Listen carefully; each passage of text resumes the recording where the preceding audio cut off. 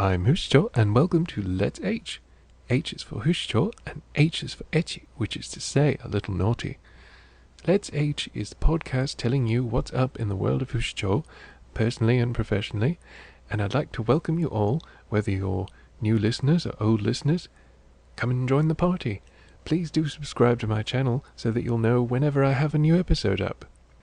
Our question we have this week is from Nina the Wizard, and there will be links in the blurb, the comment, so that you can follow her, check her stuff out, follow her on social media, and there we go. The question is, do you believe that there is a way to combat the problem of people mistaking kindness for weakness? I think there are many ways. The way that I would really endorse and suggest is try being honest with people with not only the things that you've been through and are going through, but also your reasons for doing what you're doing. It doesn't have to be some massive, world-changing thing to explain why you're being nice, but it's often things that people overlook and don't really think about. They also don't seem to consider the fact that being nice is typically much harder than just being an asshole. Being an asshole is usually the easy way out. Kindness typically takes a lot more effort than being unkind. So I think really it's part of society that unfortunately makes people misunderstand kindness as weakness. In fact, typically kindness is a sign of much greater strength because weakness is usually in doing the easiest thing regardless of whether it's right or wrong, and being unkind, being a big asshole is usually pretty easy to do. You wash your hands of it and you walk away, usually in the rudest possible way. That doesn't really seem like strength to me. But unfortunately a lot of people associate people that are really unpleasant with being strong.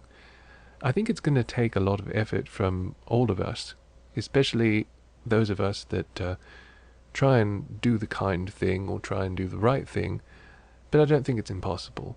Let people know about the things you've been through. Let people know about the things you're going through. You don't have to involve them in every aspect of your life, but let them know in no uncertain terms that you are a very strong person and you're making that choice to be nice. Because it is really a choice. You can be nice or you can be awful. Unfortunately, a lot of people choose being awful. It's easier, and that sort of proves what I was saying. It's just a lot easier and doesn't take as much strength. Not personal strength or integrity, not really any other kind of strength either. So that's my answer. I hope it can help, but I think people do need to be more considerate of the things that other people go through and the things that they may have conquered, in fact, and the things that took a lot of strength to do that. I'd also like to discuss another point, something that I've encountered in the past week and been talking with other professionals about, and that is this increased pressure to be positive.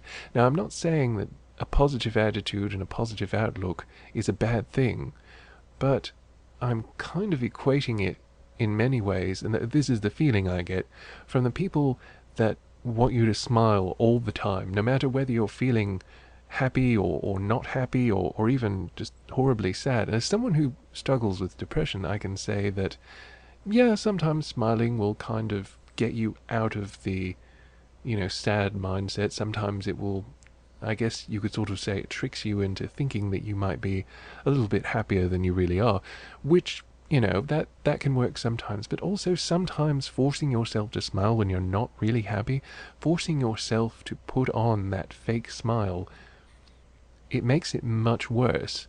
And it also, anybody around you who can tell a fake smile, and everybody should be able to tell a fake smile, it makes them sad, it makes them feel worse. So don't try and put on a fake smile, because really I think it's bad when people try and guilt you or force you into doing that, into trying to pretend that you're fine or you're okay or whatnot.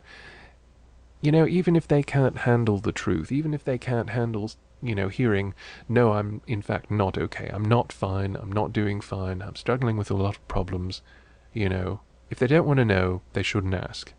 That doesn't mean that they have to help you with them, that doesn't mean that they have to become involved with them, but they really need to stop, pressuring people to pretend like they're happy when they're really not. And on the same note, I find it really disturbing that so many creative professionals now are trying to push people into this be positive mindset. It's one thing to have a positive outlook and try and do things and accomplish things and be generally hopeful about the outcome, to keep doing and to reach for success. However, the way that I see it presented more and more lately is be positive or else. And I don't think that's quite right. I don't think that's a good thing to promote, and I don't think that's a good way to promote it. And it's especially bad when you have it presented in the way that makes it seem like, oh, you can't say anything about this company or that company or this creator or that creator. These are people that have like multi-million-dollar marketing departments to back them up and to help them, make a career. This is basically saying, well, don't say anything negative, don't have any real criticisms, even if you manage to put it in a constructive way or make a suggestion that could be positive, that you could build something off of. Because, God forbid you have an opinion, it might cost you a contract or it might cost you a job or something.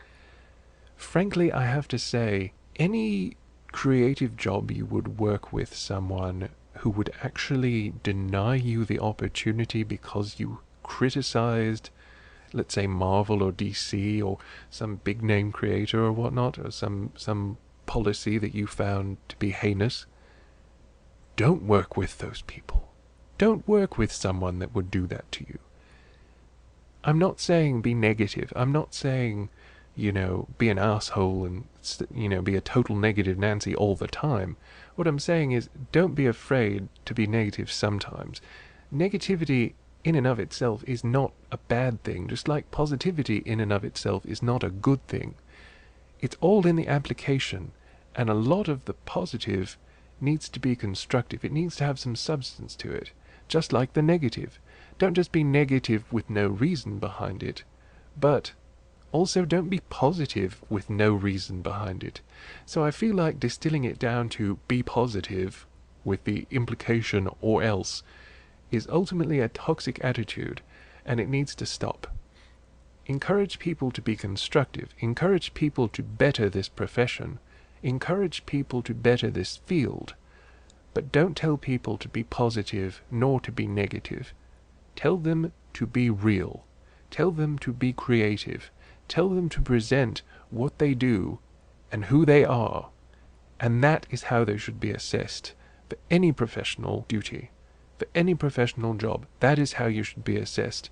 Your creative presentation, not your opinion, not positive or negative. As long as you get the work done, as long as you do it well, to the best of your ability, that is it. So, professionally, I've been working on a lot of things. My new project, The Long Library, is about to go live, and I haven't decided exactly when that's going to go live, but it's a comic series, and it's a lot like an anthology, in that I won't just have one series running, but I will switch them out from time to time to keep everything interesting, to mix it up a bit and keep it all exciting.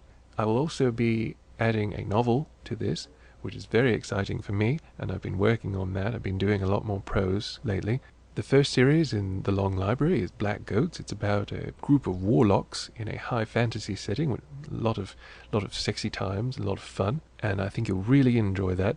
It's tied in to my patrons with Patreon, and also my commission clients. Any patrons above the certain level in Patreon and any commission clients will get a sort of director's cut comic for the month with all of the comics from this particular period's chapter, along with extra bonus pages. And the extra bonus pages add a bit to the story, add a lot to the sexiness, but the story that is posted will be complete in and of itself. So you're not missing crucial parts of the story, but you are missing out on some fun details.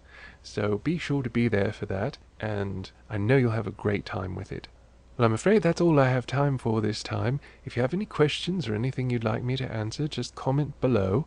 And you can also send your questions to me at my email address, which is hushicho@gmail.com. That's hushicho@gmail.com.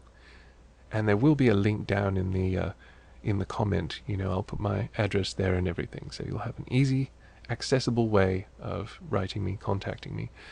So I will see you next time. I hope you're as excited about my new projects as I am, and I will have much more information for you soon on all of it as I'm getting better and back to full health. So thanks again for coming. Please follow me on social media, please subscribe to my channel, and I will see you soon. Take care.